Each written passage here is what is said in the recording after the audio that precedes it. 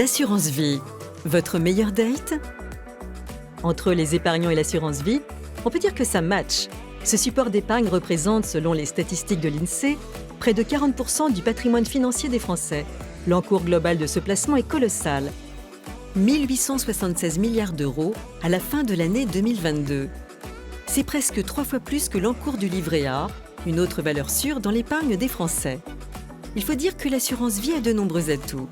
Elle permet de se constituer une épargne sur le long terme en toute sécurité, car elle donne accès aux fonds en euros, qui sont des supports garantis sans risque de perte en capital. Il est également possible d'investir dans des fonds que l'on appelle les unités de compte ou UC, qui contrairement aux fonds en euros ne sont pas garantis. En contrepartie de ce risque, leur rentabilité est potentiellement plus élevée que celle d'un fonds en euros.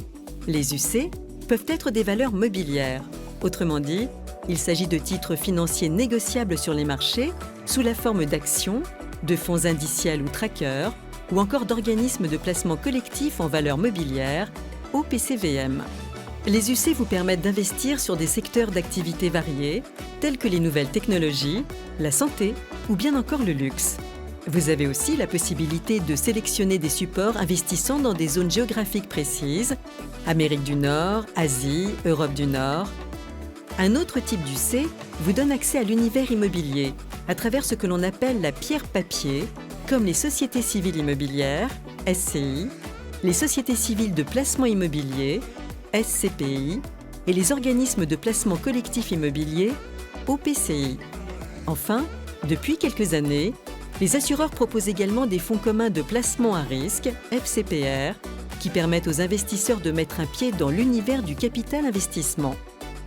Une palette d'investissements d'autant plus large que la liste n'est pas exhaustive. On pourrait citer aussi les actions en direct et les produits structurés. La clé sera de diversifier car, comme on vous l'a déjà dit, ne mettez pas tous vos œufs dans le même panier. L'assurance vie est aussi un excellent support pour compléter ses revenus, notamment à la retraite, grâce à la rente viagère.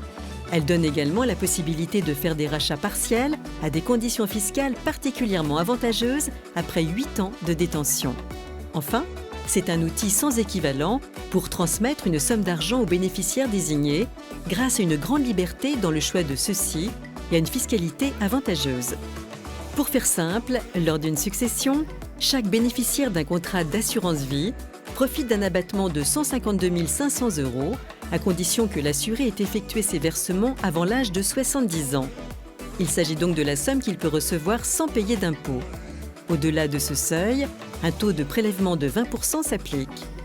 Prenons un exemple où vous souscrivez un contrat d'assurance vie avec un bénéficiaire unique sur lequel vous versez une prime de 130 000 € avant vos 70 ans.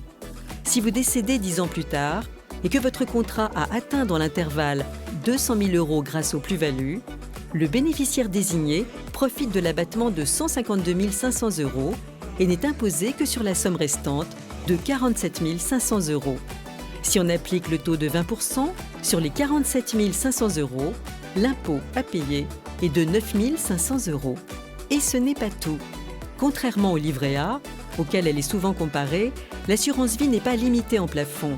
Il est possible d'y investir des sommes importantes pour préparer des projets d'envergure, comme l'achat d'un bien immobilier ou la retraite. On peut ouvrir autant de contrats d'assurance vie que l'on veut. Il est donc tout à fait possible d'en souscrire plusieurs selon des objectifs d'épargne bien différenciés. Achat important, financement des études des enfants, transmission. En somme, l'assurance vie jouit d'une polyvalence qui lui vaut le surnom de couteau suisse de l'épargne et permet d'affirmer qu'entre les épargnants et elle, c'est une histoire qui n'est pas près de s'achever.